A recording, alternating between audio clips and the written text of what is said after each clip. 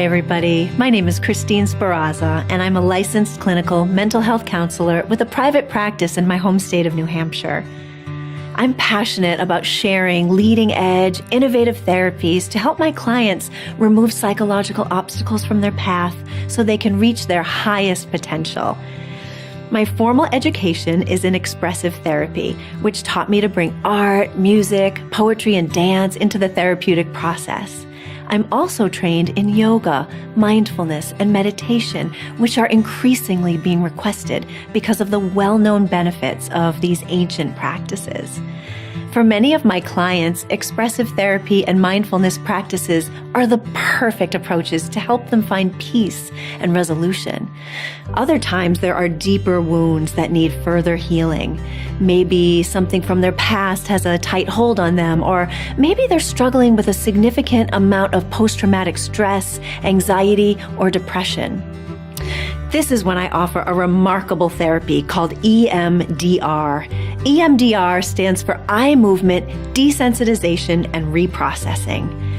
EMDR is an evidence-based treatment that follows a formal, structured protocol involving 8 distinct phases. The research on EMDR indicates high success for people with PTSD. I find it a very powerful therapy that helps all kinds of psychological suffering. How does EMDR work?